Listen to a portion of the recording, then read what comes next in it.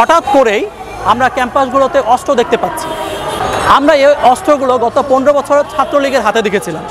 আমরা এটি নিয়ে শঙ্কিত। গতকালকে কুয়েট ক্যাম্পাসে একটি ন্যাক্কারজনক ঘটনার সূত্রপাত হয়েছে, যেটি আমরা গত 6 মাসে দেখি নাই। আমাদের যারা বিপ্লব পরবর্তী যারা স্টেক হোল্ডার ছিলাম, তাদের মাঝে একটা বোঝাপড়া ছিল যে ক্যাম্পাসে কোনো ট্যাগের রাজনীতি হবে না, ক্যাম্পাসে কোনো অস্ত্র আসবে না। আপনার যারা প্রকৌশল বিশ্ববিদ্যালয়ে চাকরি রয়েছে, শিক্ষার্থীদের ঐক্যমত্য ছিল সেখানে কোনো দলীয় রাজনীতি, লেজুরভিত্তিক রাজনীতি থাকবে না। আমরা সবাই মিলে এটাকে সম্মান জানিয়েছিলাম। গত কয়েকদিন ধরে কুয়েটে ছাত্রদল তাদের সদস্য সংগ্রহের উদ্দেশ্যে তারা কার্যক্রম শুরু করে। গতকালকে এটি নিয়ে সাধারণ ছাত্রদের সাথে তাদের বাকবিতণ্ডা হয়। পরবর্তীতে ছাত্রদলের কিছু সন্ত্রাসী তারা বহিরাগতদের নিয়ে এসে ছাত্রদের ওপর হামলা চালায়। এই হামলায় 70-এর ওপরে শিক্ষার্থী আহত হয়েছেন, 2 জন শিক্ষক আহত হয়েছেন আমরা দেখেছি।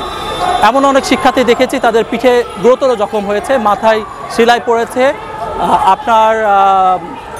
আপনার হচ্ছে 4টি বা হাড্ডিতে 3টি ফ্র্যাকচার হয়েছে, এমন চিত্র আমরা দেখেছি, যেটি গত আমরা 6 মাসে ক্যাম্পাসগুলোতে দেখিনি। হঠাৎ করেই আমরা ক্যাম্পাসগুলোতে অস্ত্র দেখতে পাচ্ছি। আমরা এই অস্ত্রগুলো গত 15 বছর ছাত্রলীগের হাতে দেখেছিলাম।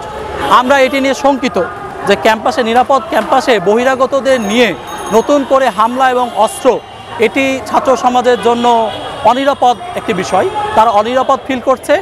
কুয়েটের সাথে সাথে সারা দেশের শিক্ষার্থীরা এই জন্য প্রতিবাদ করেছেন। আমরা এজন্য কুয়েটের সাধারণ শিক্ষার্থীদের যে দাবিগুলো, সেগুলোর প্রতি সংহতি জানাই। একই সাথে আমরা 4টা দাবি উত্থাপন করেছি।